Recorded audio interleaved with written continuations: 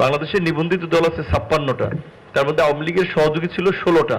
ওই 16টা বাদ দিলে আরো নিবন্ধিত থাকে 40টা, যারা আওয়ামী লীগের সাথে ছিল না।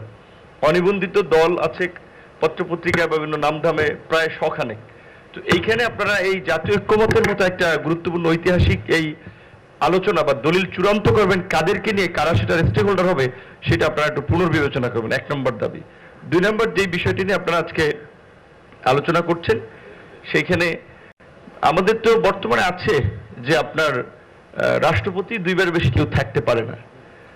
সেম আমরা প্রধানমন্ত্রীর ক্ষেত্রে বলছি, বিকজ আমরা লাস্ট 53 ইয়ার্সের এক্সপিরিয়েন্স থেকে যে এই দেশে বলতে গেলে পার্টি তো অনেক পার্টি আছে, তার দেশে গণতন্ত্র দিতে চায়, সুশাসন দিতে চায়, গণতন্ত্রের প্রাতিষ্ঠানিক রূপ দিতে চায়। পার্টির মধ্যে কতটুকু গণতন্ত্র আছে, কতটুকু পার্টির মধ্যে সুশাসন জবাবদিহিতা আছে।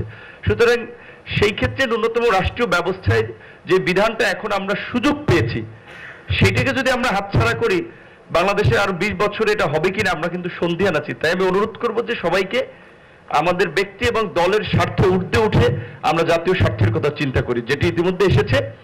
2 মেয়াদের বেশি প্রধানমন্ত্রী কোনো ব্যক্তির থাকার প্রয়োজন হয় না। মার্কিন যুক্তরাষ্ট্রের মতো শক্তিশালী রাষ্ট্রেও তো 2বারের বেশি কেউ প্রধানমন্ত্রী থাকে না, এবং তাদের কিছু প্রতিষ্ঠান থাকার ফলেই কিন্তু 200 বছর ধরে তারা একটা শক্তিশালী গণতন্ত্রের ভিত্তিতে টিকে আছে।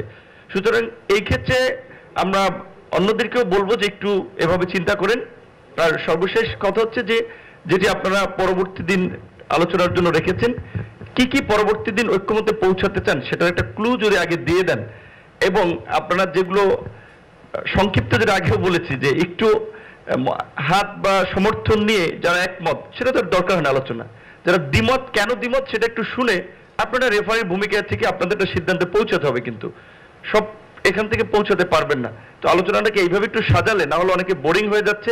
বৈজ্ঞানিকভাবে এত দীর্ঘ আলোচনায় কোনো মানুষের মনোযোগ থাকে না।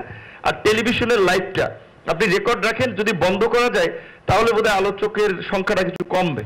কারণ হচ্ছে অনেকে নির্বাচনী এলাকায় দেখে বিভিন্ন সে চিন্তা আমার কথা না বললে একটু বলা লাগে।